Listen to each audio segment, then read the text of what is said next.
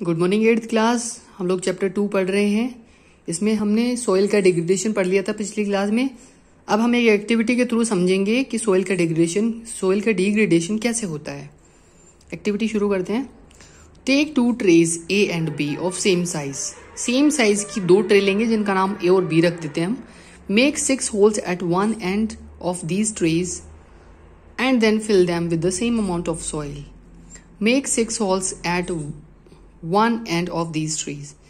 इन trays के जो ये ट्रेज हैं इनके एक किनारे पर 6 होल बना देंगे। ठीक है, 6 होल्स के लिए बोल रहा है। 6 होल्स एट वन एंड, एक मुंह की तरफ 6 होल्स बना देंगे जैसा इस फोटो में दे रखा है। And then fill them with the same amount of soil, और उनको बराबर जो सेम अमाउंट से सॉइल से भर देंगे, उनको मिट्टी भर देंगे उसके अंदर। Leave the soil in a tray A bare, और पहली जो ए ट्रे है उसके अंदर हम मिट्टी को खुला छोड़ देते हैं। वाइल सो व्हीट और rice grains in tray B, लेकिन जो ट्रे बी है उसके अंदर हम या तो राइस या फिर बोल सकते हैं कि व्हीट के प्लांट बीज बो देंगे हम लोग इसके अंदर। When the grain in tray B has grown a few centimetres high, जब बी ट्रे के अंदर जो प्लांट्स हैं वो कुछ सेंटीमीटर्स हाई हो जाएं, बड़े हो जाएं, ठीक है। Place both the trays in such a way, तो दोनों ट्रे को इस तरह से रखेंगे that they are on a slope, कि वो दोनों ढलान पर रहें। Pour 1 mug of water from the same height into each tray, एक मग पानी डालना है दोनों ट्रे में बराबर ऊंचाई पर से। जैसे ये देखो चित्र में दिखा रखा है, बराबर ऊंचाई से मग से हम क्या कर रहे हैं, इसमें पानी डाल रहे हैं।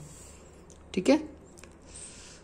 Into each tray collect the muddy water that trickles down the holes of both trays, और हम क्या कर लेंगे, जो मडी वाटर इसमें से जो 6 होल्स बनाए थे उसमें से बहकर आएगा, उसको हम अलग बॉल में इकट्ठा कर लेंगे, अलग अलग सेपरेट कंटेनर्स में।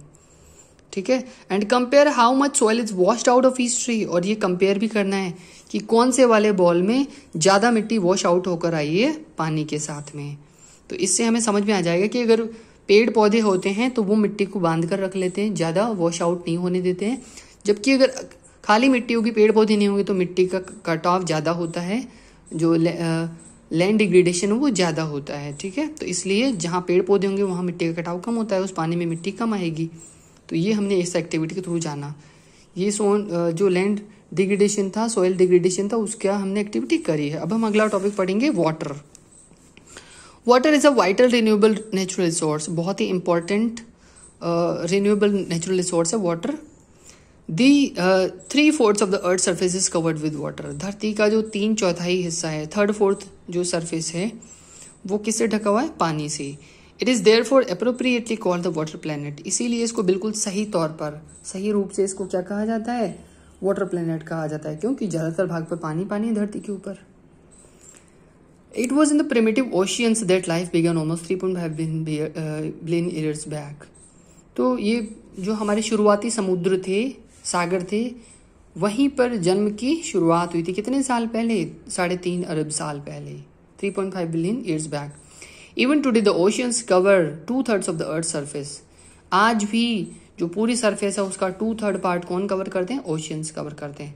And support rich variety of plant and animal life, और अलग बहुत ही हम बोल सकते हैं कि रिच वेराइटी मिलती है हमें, किसकी, प्लांट की और एनिमल की, यहाँ इसके सरफेस पर, किसके अंदर, ओशियंस के अंदर।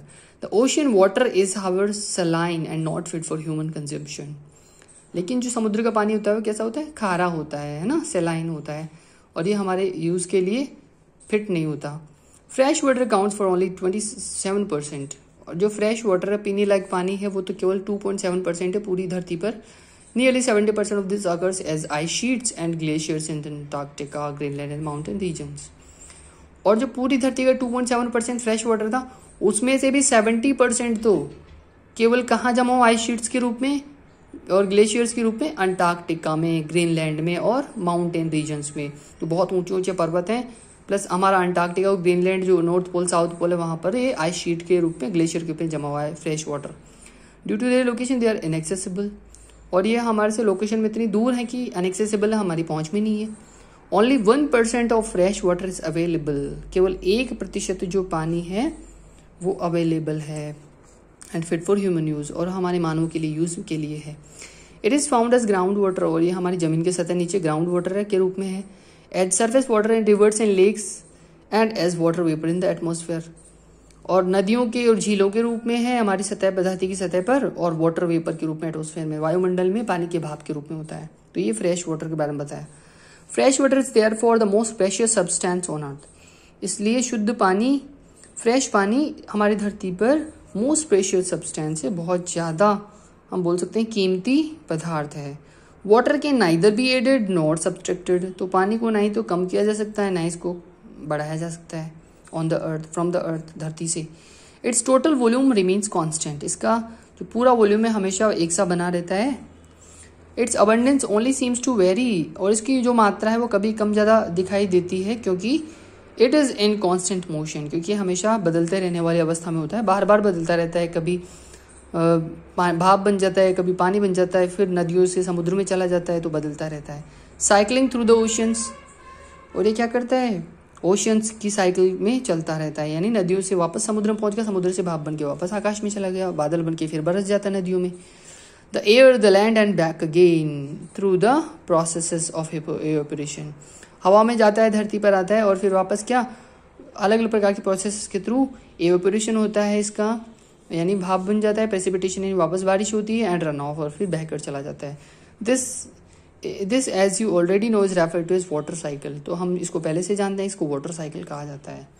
तो ये आज का हमारा क्लास थी, इसमें हमने क्या पढ़ा, एक तो सोइल का जो डिग्रेडेशन होता है उसको कैसे हम समझेंगे, इस एक्टिविटी के थ्रू हमने समझा, और वाटर, फ्रेश वाटर और जो ओशंस के अंदर जो वाटर है उसके बारे में हमने क्लास में पढ़ा है। इसमें दो चीजें दे रही, किसको देखते हैं एक बार। In 1975, the consumption of water for human use was 3,850 cubic kilometer per year. It soared to more than 6,000 cubic kilometer per year in the year 2000. तो 1975 में जो कंजम्पशन था ह्यूमंस का फ्रेश वाटर का वो 3,850 क्यूसेक था, और 2000 में कितना हो गया 6,000, यानी डबल से थोड़ा सा ही कम रहा, बाकी डबल जितना हो गया। तो ये हमारा वाटर कंजम्पशन इसमें बताया गया है। A dripping tap wastes 1200 litres of water in year, एक साल में एक बहते हुए नल से कितना पानी बह जाता है 1200 लीटर, एक खुले नल से जो जिसमें बूंदे गिरती है, ड्रिपिंग होती है ना, वहां से 1200 लीटर पानी बह जाता है। तो ये हमारा आज की क्लास थी, बाकी मिलते हैं अगली क्लास में, तब तक के लिए बाय।